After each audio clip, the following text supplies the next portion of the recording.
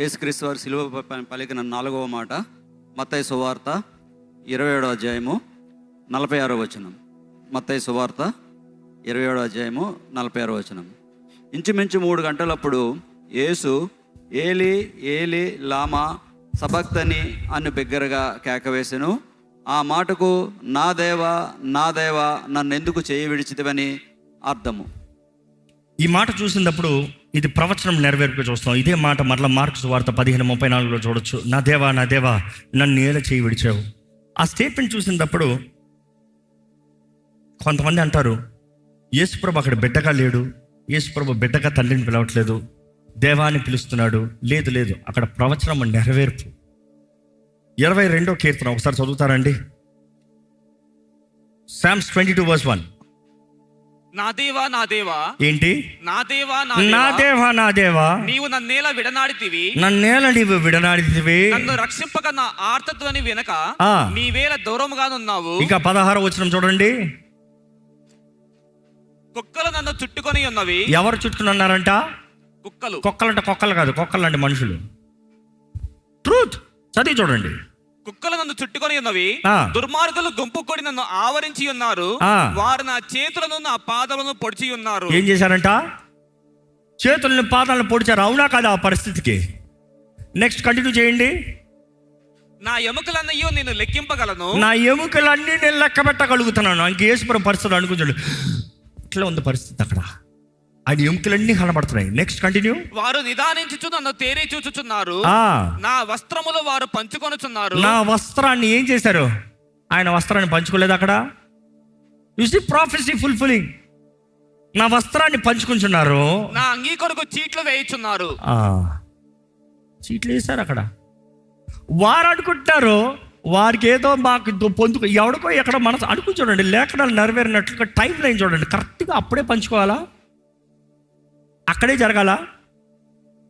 అంటే దేవుడు ఆయన మాస్టర్ ప్లాన్, రిడెంప్షన్ ప్లాన్ సడన్గా ఎవడో తెక్క పట్టించాడు. రే పంచడ్రా, నాది. ఇంకోటి అంటాడు, రే నాది నాది నాది. సరే పంచుకోదా, వేసి చూద్దాం ఎవడికి వస్తుందో.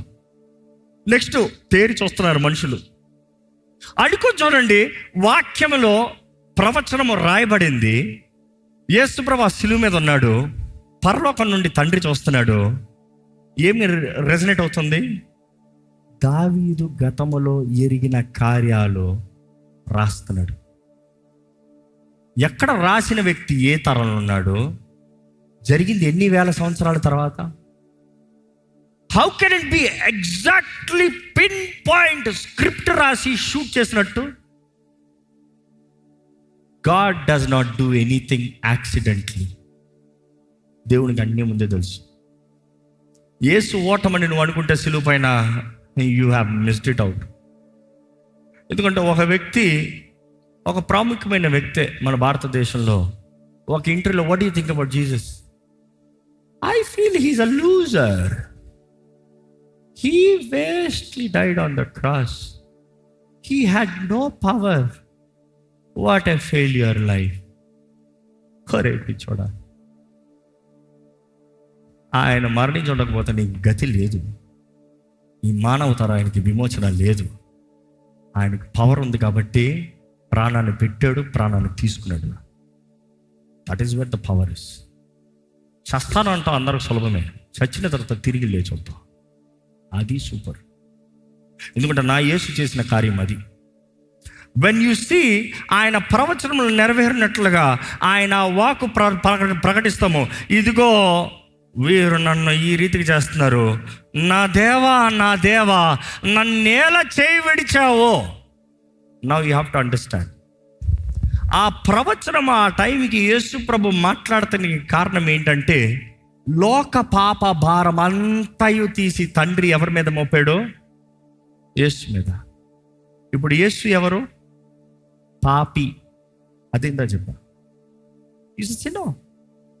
He didn't do sin. ఆయన పాపం చేయలే. కానీ అది అర్థం చేసుకోవాలంటే పాత నిబంధన పండగల్లో డే ఆఫ్ అటోన్మెంట్, లేకపోతే ఒక మనిషి తప్పు చేసినప్పుడు ఏం చేయాలో, క్రయధనానికి ఒక గొర్రెని తీసుకురావాలి. ఈ వ్యక్తి యాజకుడు తీసుకొస్తే యాజకుడు పరీక్షిస్తాడు. యాజకుడు ఏ లోపాలు లేవా చూడాలి. ఆ గుర్ర పిల్లల్ని క్వాలిఫై చేయాలి. యేసుప్రభ గొర్రెపిల్ల చెప్పమంటారు బైబిల్లో నుండి. యోహాను చెప్తాడు. యోహాను ఎవరు? యాజకుడు. తెలీదా? బాప్తిసం ఇచ్చే యోహాను యాజకుడు. యోహాను తండ్రి ఎవరు? జకరియా ఎవరు? యాజకుడు. ఎక్కడున్నాడు? దర్శనం వచ్చినప్పుడు ఆలయంలో ఉన్నాడు. యాజకుడు కుమారుడు యోహాను. లైన్ వయసున తరంలో యాజకుడు, తర్వాత యాజకుడే. నో ఛాన్స్, మిస్ అయ్యేది లేదు. ఎవడరా నువ్వు వాడు యాజకుడు అవుతానికి అడిగేది లేదు. దేవుడు అహరోను తరాన్ని రాసి పెట్టేశాడు. సో జకరియా ఎవరు? లూక్ 1లో చదివి చూడండి. అహరోను తరం, యాజకుడు తరం. యాజకుడు చెప్తున్నాడు, ఇదిగో లోక పాపము భారాన్ని మోసుకుని పోయే గొర్రెపిల్ల. ఎవరిని చూసి చెప్తున్నాడు?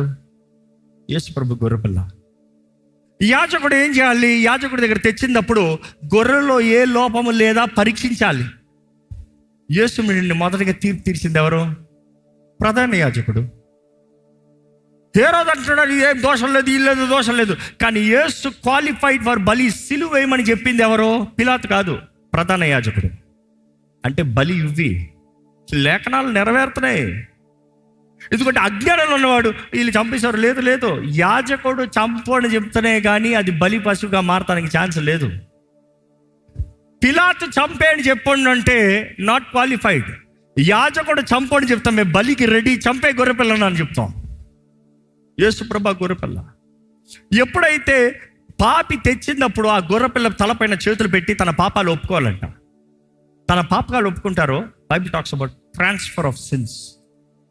పాపం చేసిన వ్యక్తి ఎప్పుడైతే చేతులు పెట్టి పాపాన్ని ఒప్పుకుంటున్నారో, ఈయన పాప గొర్రె మీదకి వెళ్ళింది. ఆ గొర్రె పాపి వచ్చినప్పుడు పరిశుద్ధమైంది, వచ్చినప్పుడు ఏ లోపం లేదు, వచ్చినప్పుడు బలికి రెడీ.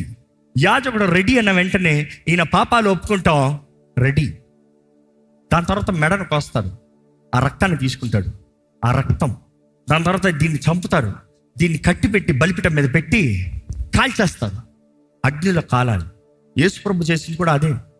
యేసుప్రభుని నువ్వు రెడీ ఫర్ బలికి రెడీ అని యాజకుడు చెప్తామో, చంపండి అని చెప్తామో, అక్కడ నుండి సిలువ పైనకి వెళ్తాము, ఆయన శిక్షిస్తాము, ఆయన రక్తము బయటికి కారుస్తాము.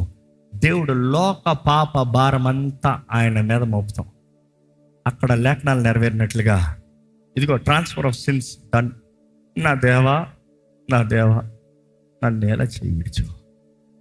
You see that is where is trying out.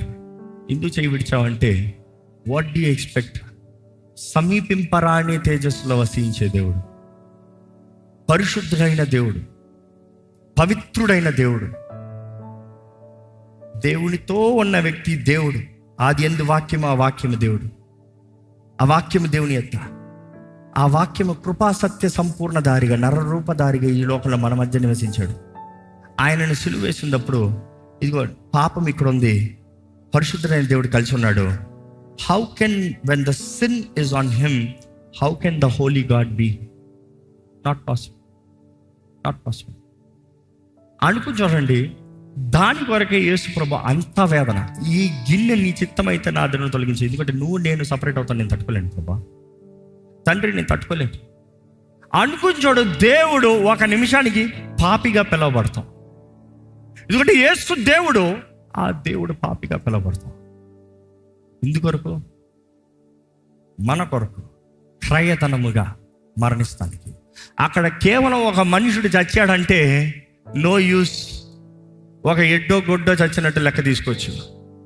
దేవుడు తానే తన ప్రాణాన్ని పెట్టాడు కాబట్టి మనుషుడు తరం అంతటికి, మనుషుడు వంశం అన్నిటికి అందరికీ విమోచన రక్షణ సిద్ధము. అందుకని అంటాము, ఎన్ని సంవత్సరములనే ఎన్ని తరములవనే నా యేసు రక్తము చాలు. For the past, present and the future redemption. You see that is what ఇక్కడ ఆయన కేక వేస్తాము, నా తండ్రి నన్ను నేల చేయి విడుస్తాం. నా దేవా నన్ను నేల చేయి విడుస్తాం.